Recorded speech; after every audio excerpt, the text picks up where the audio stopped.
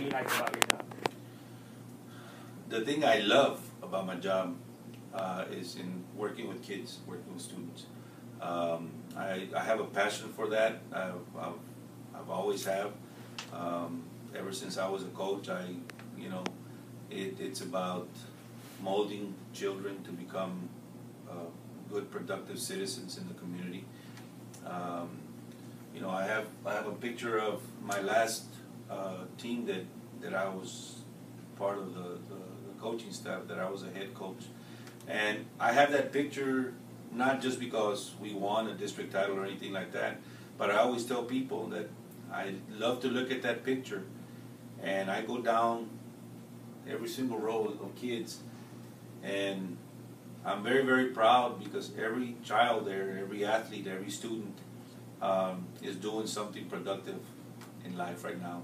I have 3 doctors there, 2 doctors of pharmacy and a general doctor. There's a bunch of engineers, there's border patrols, there's DPSs, there's sheriff's office personnel, company owners, even in the oil field making a lot of money, which makes me very proud that if I had something to do with it, even if it was a little, it was a big accomplishment on my behalf. And that's a passion that I have when I come to work, in working with kids, in helping kids stay out of trouble, in helping kids further their education, in helping kids make the right decisions. That's what I love about my job. And I just don't like it, I love it. And then, unfortunately, sometimes you gotta work with adults, and that's what makes it a little harder.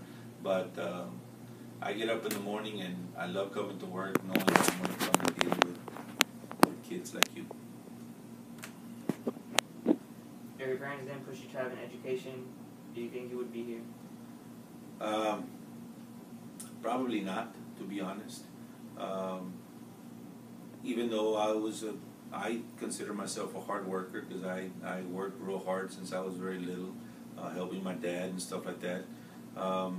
But it played a major role knowing that my parents had this expectation for me, that I was being pushed to the limit all the time, that education was a must. I had no choice. But if you really think about it, the way I grew up, I might have gone into the workforce very early. But again, my parents pushed me in that direction. And then, needless to say, I enjoyed my college life. I had very good experiences. Like I started mentioning, I started at LC, which I veered off from the original question earlier. You asked me where I had gone to school, and I started at LCC and then transferred to A&M for a year and a half, and then that's when I came back because things weren't going well with the ranch and mom. So I ended up moving closer to home where I could come on weekends, so I ended up graduating from Kingsville, which was Texas A&I, the original Texas A&I, now it's Texas A&M Kingsville. That's where I ended up graduating, and I was very, very fortunate that I remember graduating December of '89, and then a couple of weeks later after my graduation, I was offered a job, so I started working in January of '90. So, things work out. God has a way of working things out when it's meant to be, and I happened to be at the right time, at the right place at the right time.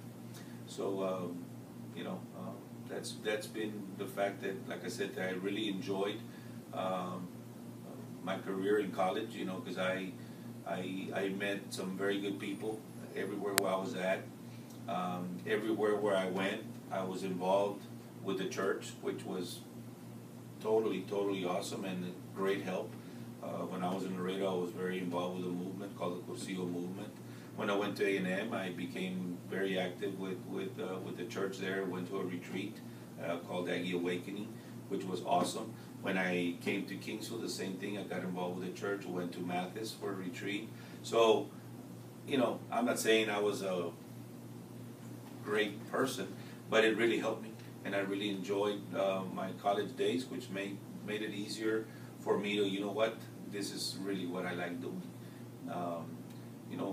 When you have bad experiences, like I've had some friends that have had some bad experiences in college, and they decide to go a different route, and like I say, go to the workforce or do some other things. And I was very fortunate that everything worked out for me everywhere I went. So I was, very excited about pursuing my education all the time. There was times that I felt like quitting, I'll be honest with you. You know, but I always remembered, I had a person tell me that I wasn't college material, that back when I was in school, I had my results for my ACT, and I didn't score very high. It was a bad day for me, and I've always been a very bad test taker. But I remember that individual telling me, Mito, maybe you need to start looking for a job because I don't think you're college material. So when I was in school and I felt like giving up, I remembered that person, and that's what motivated me to keep going, because, again, the way I was coached and the way I was, you know, always pushed to the max by my parents and my coaches, especially my football coaches, I always found a way to say, I'm not going to give up, I'm going to keep trying. And I was very, very fortunate to have those people in my life again.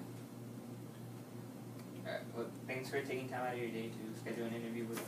Well, you're certainly welcome. It's been a pleasure talking to you guys, talking a bit about myself, and you know, I hope that that this information helps you guys learn a little something, not just do an interview for the grade, but understanding that, you know, it takes a lot of hard work to be successful. I consider myself successful in a way that, you know, I've been doing this for 25 years, like I mentioned earlier. So hopefully you guys learn something from me like I've learned from you guys. So I really appreciate you guys taking the time to come and interview me. Thanks.